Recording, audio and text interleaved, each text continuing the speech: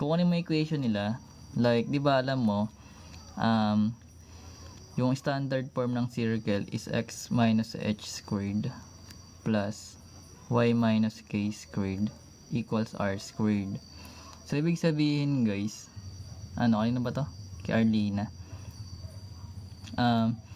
Magkakaroon ka dito, kunyari ito yung a natin, gawin natin siya ng variable, lagyan natin siya ng point b tsaka c. So meron tayong 3 points a, b, and c. So ibig sabihin papalitan mo yung x dito guys pati y, kasi alam natin sa ordered pair yung ordered pair natin x, y yan. So let's say yung a yung ginamit natin na unang point, so ibig sabihin yung equation na ito magiging 1 minus h squared plus 1 din yung y minus k squared equals r squared. So magkakaroon ka ng ganyan. Ngayon, kapag kapag in-expand mo to, anong kalalabasan?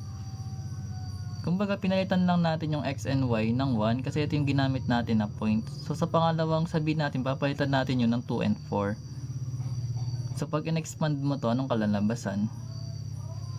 Dali na, para masagutan na natin guys. I-expand lang yan, dalawang Arlina guys. Dali na para makaproceed tayo guys. Sabay nagpo-post ako dito guys, nag-live ako dyan. Dali na, expand mo na para makaproceed tayo kahit sino.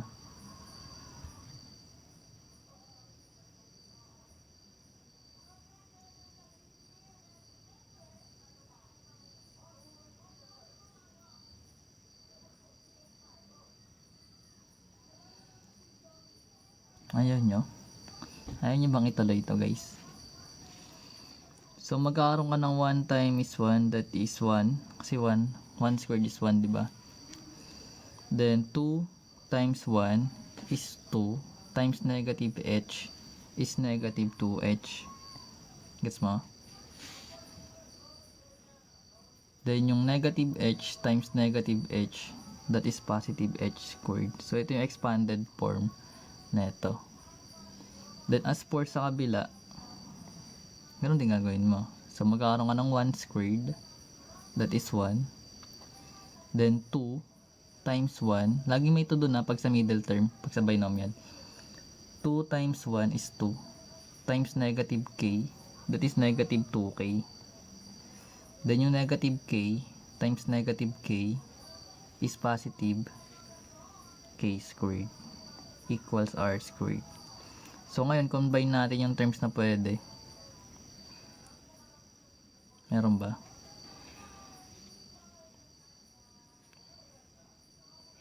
Tama ba yung ginagawa si Ray J? Si Ray J. So magkakaroon tayo ng 1 plus 1 is 2.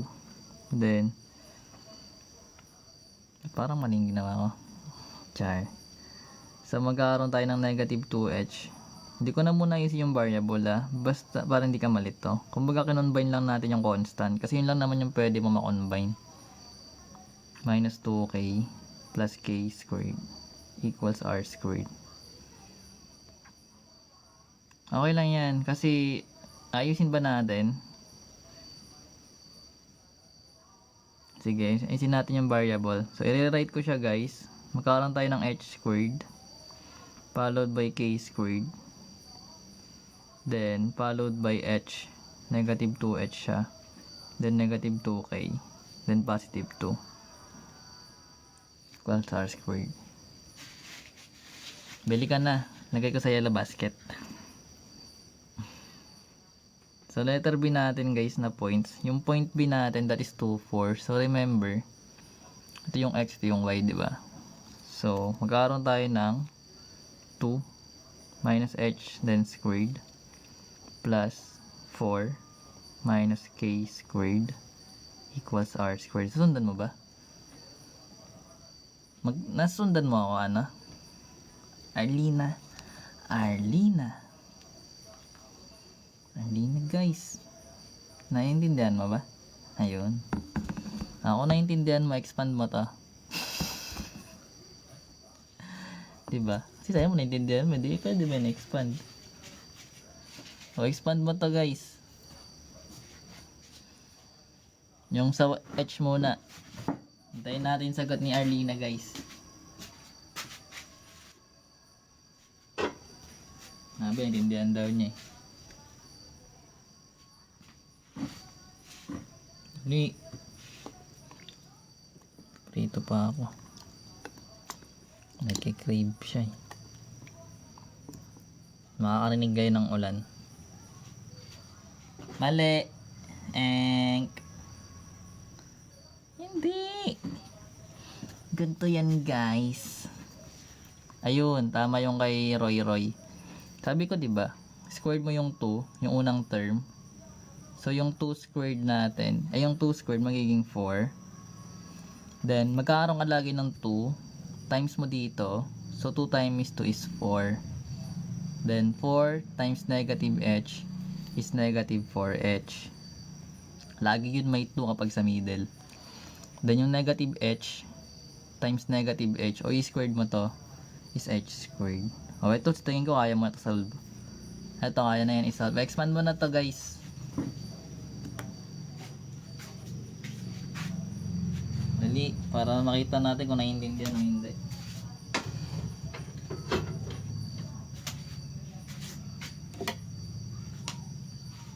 Expand na. May sagot na ba siya? Dapat si Arlina guys eh. Yung guys si Arlina guys eh. Anyways, so sabi natin guys, magkakaroon tayo ng 4 squared. So yung 4 squared magiging 16. Then 2 times 4 is 8 times negative k is negative 8k. Then negative k times negative k is positive k squared. Ayusin na natin siya dito guys. So na natin yung h squared.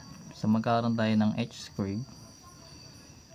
Tapos yung k squared followed by yung negative 4h. Ayusin na kung anong katabing sign. Sasabay mo yun. Then meron tayong negative 8k. Ano yung constant natin? Ano yung constant?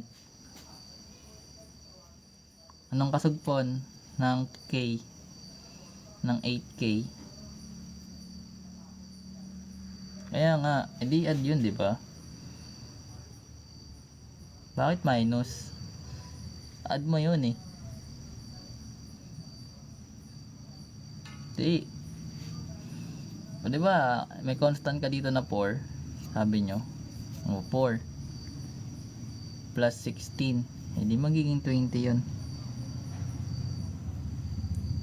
O, ito yung another equation natin. Pangalawa. Then, sa sipa natin, kunin natin. So, magkakaroon tayo dun ng 5 minus h squared plus 3 minus k squared equals r squared. Or expand mo na to, Arlina guys. Arlina and friends. Dali. Okay, mag-iprito. So, sabi natin 5 squared. So, 5 times 5 yun is 25. Then, 2 times 5 is 10. Times negative h is negative 10h. Then negative times negative is positive. H times h is h squared. O kung gusto mo pag-FOIL method ka, pero ito na yung pinaka-shortcut niya. Then plus, ito ganun din gagawin. Grabe naman si Doji, may sagot na agad. So, hindi ko alam yung sagot kasi ngayon ko lang to sinasolve eh. So, yung 3 squared, magiging 9. Then, 2 times 3 is 6. So, magiging negative 6k. Then, negative times negative is positive. Then, magiging k squared. Then, i-write na lang natin sila. So, magkakaroon tayo ng h squared. Followed by k squared. Then, yung negative 10h. Then, meron tayong negative 6. Ano magiging constant natin guys? Ano yung magiging constant? Kulang pa yan, wala pa yung constant eh. 'Di ba? Ngayon, lagay natin constant. 9. I-add nyo yun, syempre. Kasi plus sila eh, hindi naman sila minus. So, magiging 34. Kasi nga, meron tayong 25 plus yung 9. So, magiging 34. Equals r squared. So, meron tayong tatlong equation. Etong una, pangalawa, pangatlo. Ito. Tsaka ito. Ngayon guys, kung alam mo yung reflexive property, yung reflexive property na sinasabi, sabi ng teacher namin, ng prof pala, reflexive property. Kumbaga, kunyari meron kang a is to a, sabihin equal sila. Pero meron ka ditong r squared, tapos r squared din yung sa kabila. Bisa yung pwede mong sabihin na r squared is equals to r squared. Ay, thank you, kilang. Sundan mo. So, which means, pwede natin i-combine yung A and B. Yung A and B natin. Ganun din gagawin natin sa C. Ito ba yung ginawa natin sa AJ? Nakalimutan ko na agad. So, magkakaroon tayo doon yung A natin. That is h squared. Kita ba? Haba. Plus k squared. Pero ito yung process 2h minus 2k plus 2 equals, instead na r squared, papalitan natin siya ng b, which is itong mahaba rin. So magkakaroon ka ng h squared plus k squared minus 4h minus 8k plus 20. Sundan mo? Nagets na pa ako? Diyan ka pa ba? Tinakbuhan na tayo ni Arlene guys. Andiyan ka pa ba? Paramdam ka. Itigil ko yan. Andiyan pa? Ay wala na guys. Tulog na yata. Tulog ka na ba guys? Wala na? Ay wala na guys. Diretso pa natin to. Namaya.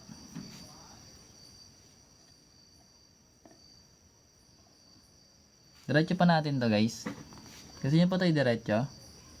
O iba na lang? Wala na si Arlene yata eh. Diretso ba? So, ibig sabihin guys, kapag eto positive, positive din sa kabila, makaka-cancel na yon. Hindi pa nga si Reggie. Pero bukas na lang daw. Itong k-squared natin makaka-cancel na yan. So, ngayon, ang gagawin natin guys, lahat ng may variable, mapupunta siya sa kabilang side.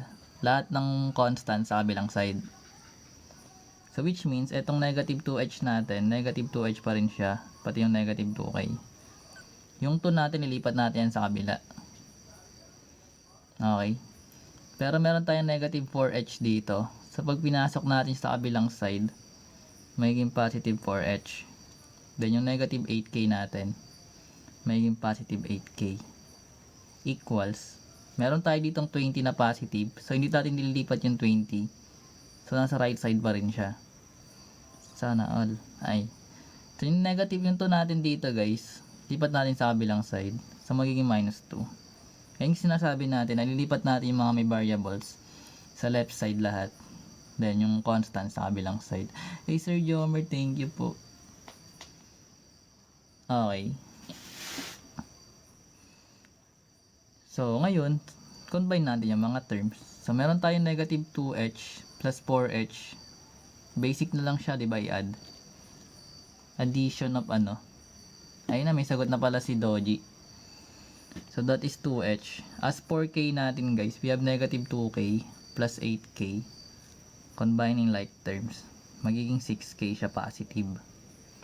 Then, yung constant natin, magiging 18, di ba? Kasi 20 minus 2, that is 18. So, may another tayo equation. So, lagay natin na dito. Ito yung sa A and B natin. Ngayon, punta tayo sa B and C. So, punta tayo sa B and C, or A and C pwede rin. A and C, diba religion? Hindi, joke lang. So, basically guys, R squared kasi R squared pa rin. Pwede siyang ABC, tas AC, pwede. Ito ko ng trip mo. So, magkakaroon tayo ng B, that is h squared plus k squared. Actually, pwede na natin i-cancel eh. Pero para sa process nga, kailangan ko ilagay. Then yung c natin, that is h squared plus k squared minus 10h minus 6k plus 34. Gets yun? Nagigets? Follow nyo na ako dito guys, oh, para meron na akong 5 subscriber.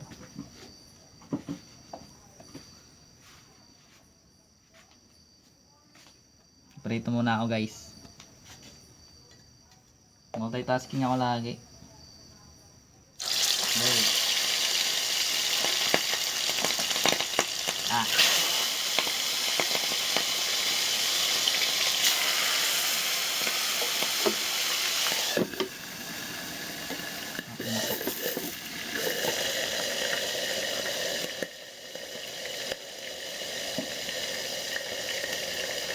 Kala nyo umuulan.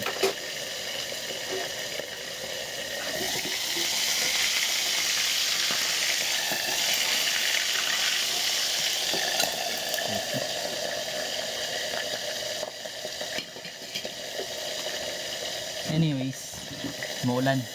Nagdak lang nagsiprito ako.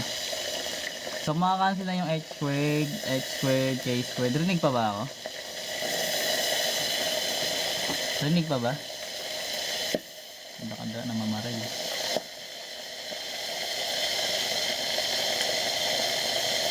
Narinig pa ba? Ayun. So pagsama-samahin ulit natin guys yung may variable sa left side, then yung walang variable sa right side. So magkakaroon tayo ng negative 4h, then minus 8k, then yung negative 10h natin magiging positive 10h, then yung negative 6k natin magiging positive 6k. Then yung constant natin guys, yung 34 nasa right, so hindi mo siya gagalawin. So 34 pa rin siya positive. Pero yung 20 natin doon, may minus 20 na siya. Sundan. So ngayon, ano yung magiging final equation natin? Ano yung magiging final equation natin guys? Pag kinonbine natin yung mga terms. Gets ba? Anyways. So, solve lang to. So, negative 4h plus 10h. Magkakaroon tayo ng positive 6h. Wala, namamaril, aray.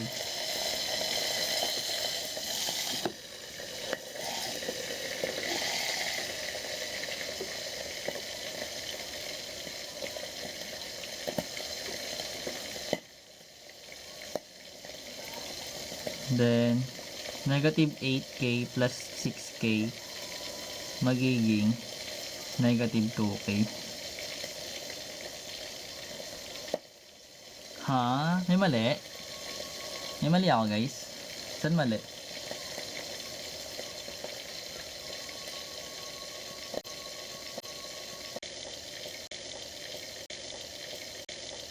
Net eh.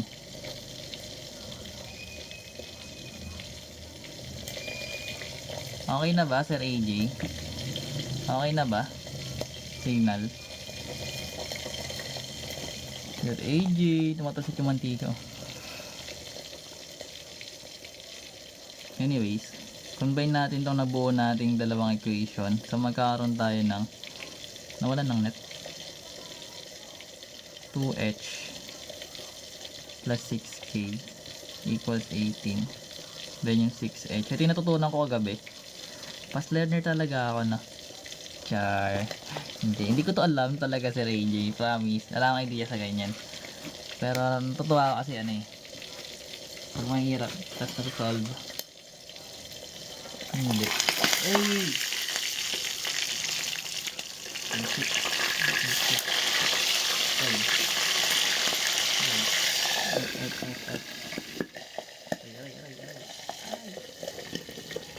Mamarel. Hindi, magaling kasi yung nagtuturo. Ganun lagi yun eh. Pag nagigets, kasi effective yung nagtuturo. Sino naman nagturo? Nax. Anyway, we need to solve this like system of equation na lang.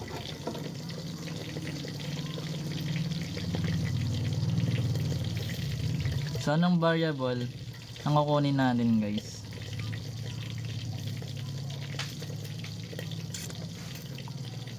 'di ba? Letter H or letter K?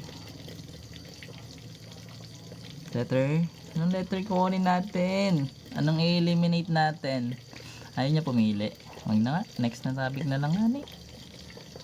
Next na ba? Ayaw nyo ba?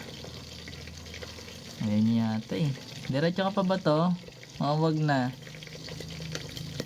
Aray ko namimitik.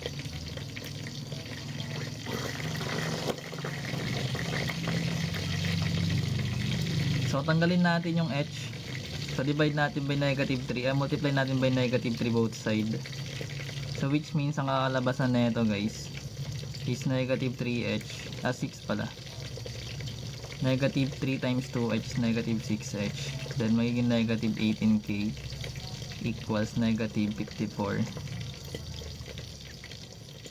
Sundan yan. Kumbaga multiply natin siya by negative 3 both side. Then kakopy lang natin yung pangalawang equation. That is 6H minus 2K equals 14.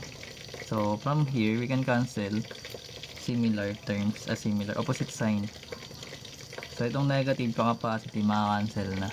So ganun yung ginagawa guys kapag sa system of linear equation. You need to eliminate one variable. So this will become negative 20K and the other side will become ilan? 40. Tama. Sundan. Therefore, yung value ng K natin is what? Ano yung value ng K? Di ewan. Anong value ng K natin guys? Yan, namimitik. Aray.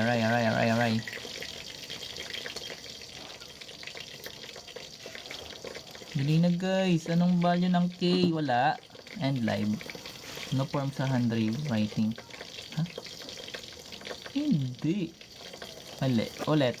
JZE. Try again. That is negative 2. Kasi negative yung 20 natin dito guys. So pag dinivide natin yung positive by negative, magiging negative. Diba? So meron tayong value ng K. So actually pwede na natin makuha yung H. Pili ka lang dito sa dalawa. Okay, lagay natin dito. So remember guys, yung K natin is negative 2. Then kuha tayo ng equation, let's say yung equation 1 dun sa dalawa. So we have 2H plus 6K equals 18. Then plug natin yung, diba sir AJ dito kukuha no, sa original diba? Hindi sa 6H. Dito ba kukuha? Or dito? Or parehas lang?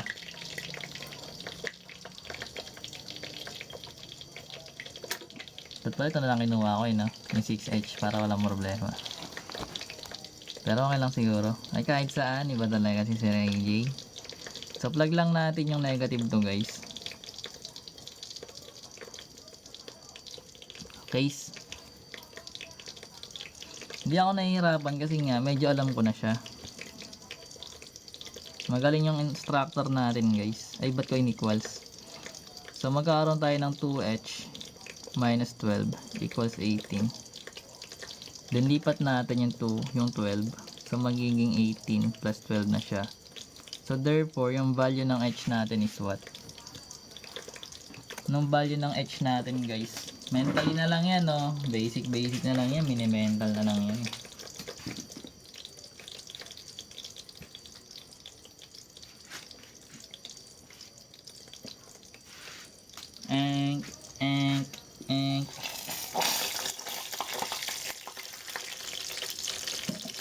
Tapos kung kailan natin nakakamalsig no.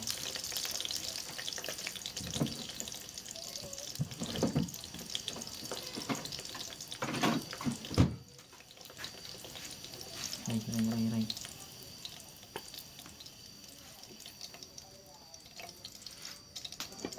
Naman siyang ngipin, nagpapaluto na ito.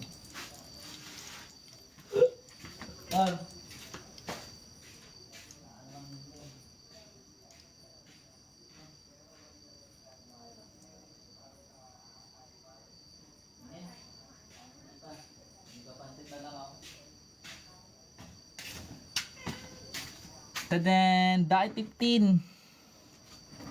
That's correct, 15. Kasi 18 plus 12 guys, that is 30 divided by 2 magiging 15. So meron na tayong H, meron na tayong K, therefore meron na tayong vertex. Ano yung vertex natin? Eh di HK, di ba? So plug mo lang yun. That is 15 2, di ba? Negative 2. So meron tayong 15 negative 2 guys sa HK natin. Remember HK ito ah. So you can choose any from the given equation mo. It's either yung A, B, or C. Or pwede kang pumunta sa general form. Ay standard form pala ng quadratic.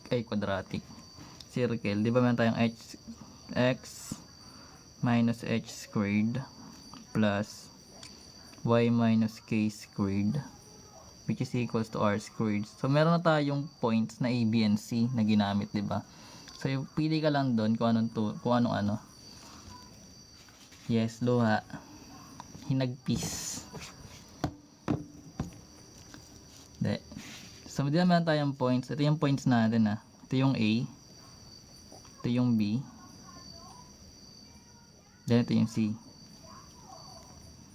Pero meron tayong vertex. Tandaan yung vertex natin ito. 15 negative 2. So pili ka lang dito. Kung nandito pa si Arlina, it's either yung A, B, or C para makuha mo yung R squared. So let's say kinuha natin tong A. So meron tayong A na 1 1. Tapos meron tayong vertex na 15 negative 2. Ayan, step by step na yan ha. Pag ikaw nalito pa dito guys, ewan ko na lang. So lagay lang natin siya doon sa given na given ito na equation. So yung x ito yung y, ito yung hk natin. Tagilid pala.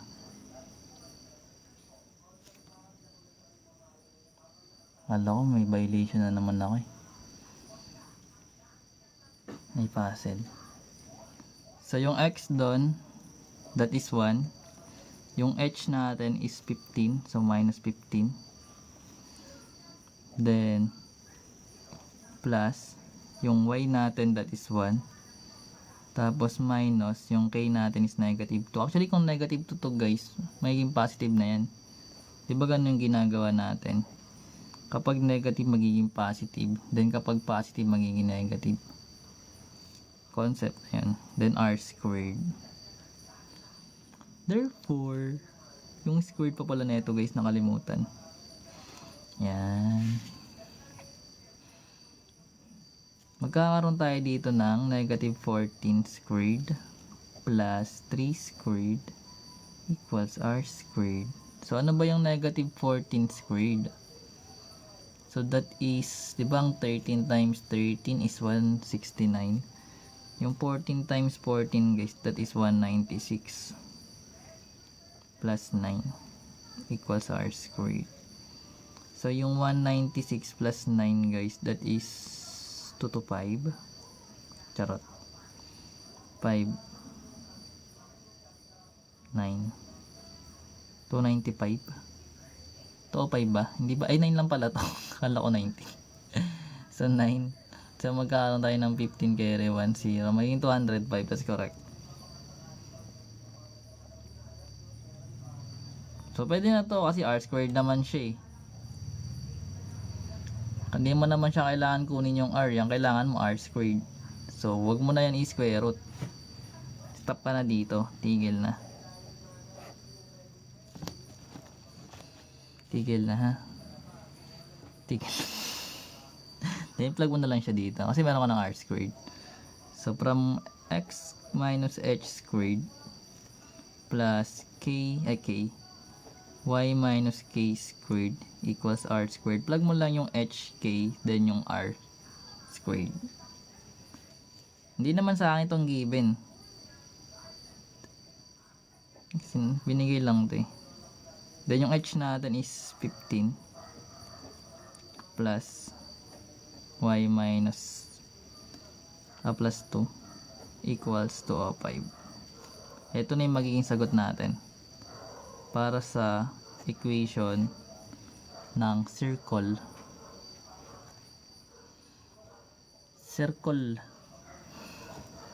Ala, nangininga kayo. I gets standard form. Standard form to, gawin natin general form. Sige, dito na tayo, baga tayo dito. So, ito, naka-standard form. So, gawin natin tong general. Grabe, promoted ka agad to general. So, expand mo to, bro. Bro, expand mo nga to, bro. Na x minus 15 squared natin. Dali, gamitin mo yung tinuro ko kaninang binomial. Dali na, bro. Bro. Sir AJ, basic na lang Sir AJ, guys. Wala bang maliligaw dyan? Ay, walang maliligaw, guys.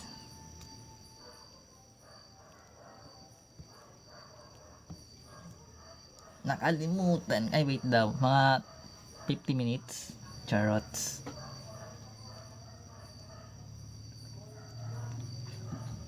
Kasi sabi ko basic lang kay Sir AJ mag-expand.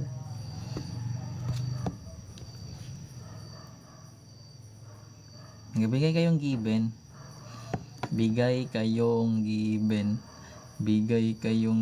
Thank you, sir. Grabe naman si Sir AJ. Wala. End live na ako, guys. Bye-bye. Ay. Thank you, Sir AJ. Malungkot ka pa naman ngayon. Ay. Diyan lang. Ay. Di bawal maging malungkot. Ano lang sagot natin dito, guys? Punta ka dito, sa YT natin. Meron dito fundamentals. Naka-playlist yun kung trip mo. Mali, bro.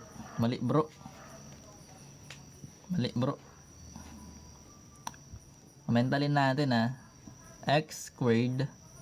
X times x squared. 2. Lagi may 2. Times x. 2x. 2x times negative 15 is negative 30x. Tama? Then negative 15 times negative 15, that is positive 225. Kasi ang 15 times 15 is 225.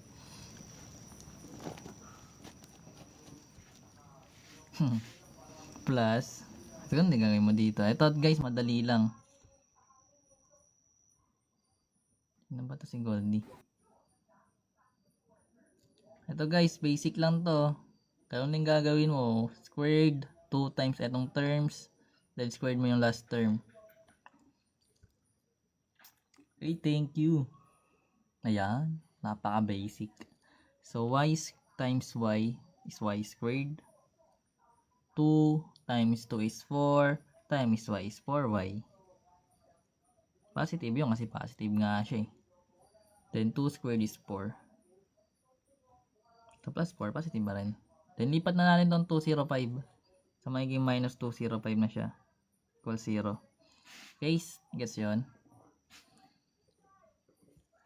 Sub na kayo guys. Ayun yung mag-sub. Sub na kayo guys. Bakit minus? Kasi nasa right side siya guys. Tapos kailangan natin siyang gawing general equation. So, magpapalit siya ng sign kasi nilipat mo sa kabilang side. Kung nandito siya, pag pinasok mo doon, magiging negative kung positive. Pag positive naman, magiging negative. Diba ganun ginagawa natin? Ay, ginagawa nyo pala. Ito na yung totoong ulan. So, combine na lang natin yung mga pwede. Actually, yung pwede lang dito yung constant. So, from x squared, followed by y squared, followed by 30x. Negative siya kasi negative yung sign niya. Then, yung y natin is positive. So, pag inad natin yung constant, ilan lahat yun? Ilan yung matitira? Ilan yung matitira? Pag inad. Ilan guys? Bro, ilan bro? Bro, tagilid pala. 5. Sigurado ka na dyan bro. 24 daw sabi ni Asin eh. 20 daw sabi ni Art. 20 ba guys? Ano ba yung mga constant natin? So meron tayong 225. Meron tayo ditong 4. Tsaka meron tayong negative 205. So basically guys, yung 225 minus 205, that is 20. 20 plus 4 is 24. Gets yun. O, ito na yung general form niya.